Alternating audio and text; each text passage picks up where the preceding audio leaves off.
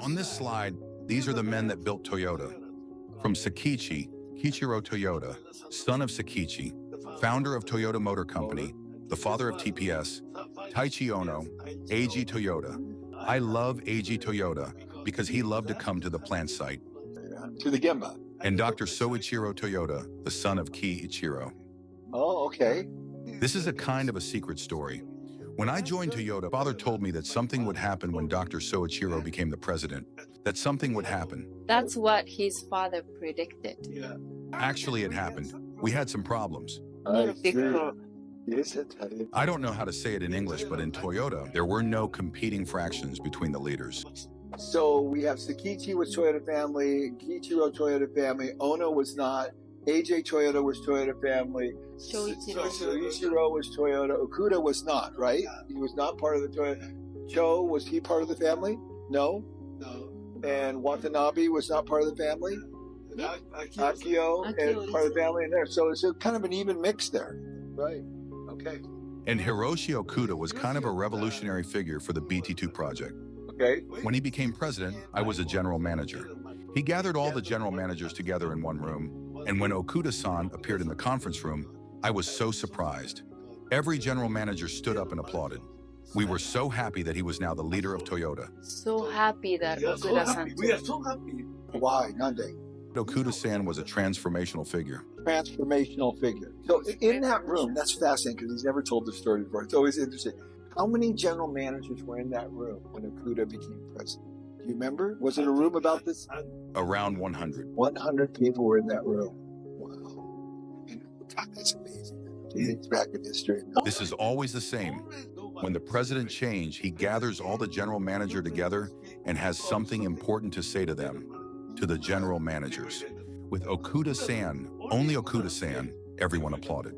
Really, everybody was so happy. Wow, that is amazing. And then Fujio Cho-san, nice guy you won't believe. When I visited Fujio Cho's office, I was president of Georgetown, Kentucky. He always asked me to come up to his office and report to him. Come up to Cho-san's office. Oh, really? Yeah. Up to President Cho's office. Yeah. Right, correct. No. Because Cho was the first president of Kentucky plant, and you were the fourth president of Kentucky plant, right? He wanted to know what our actual condition was. He took 30 minutes with me every time. After I'm done with Mr. Cho, I would get up and walk out of his office. I would say, President Cho, thank you for giving me 30 minutes.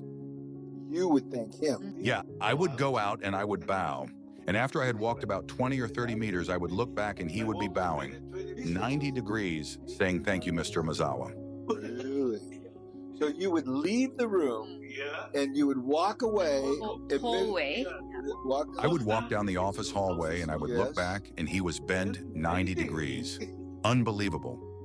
Unbelievable. I think I need to work hard for this man. And that really motivated you to work hard because he had such respect for you. Right. Right, which is such an essence of the Toyota production system and really the culture that we've learned here in Japan is respect. Toyota was not always successful. We had some difficulties back and forth. When Toyota set the target to have 10% of the market share. That was their target, 10% of world market share.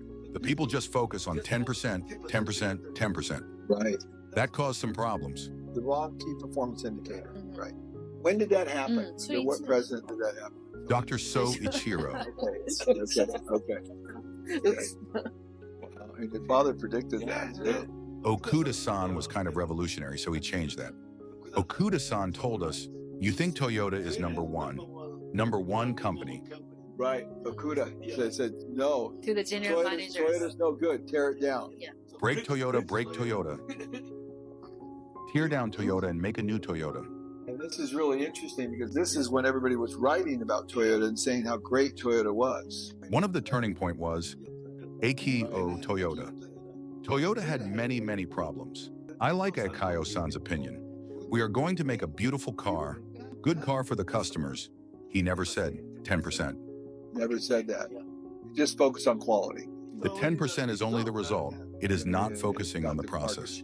So the results delivered the market share. Never focus on the market share, just a good quality car for the customer that the customer enjoyed driving. The car should make you feel happy to drive. Right. Then Koji Sato-san. He graduated same university as me.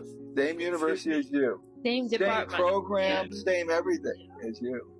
We both studied diesel engine. Ah. So maybe same professor. Ah. Yes. Okay. Interesting.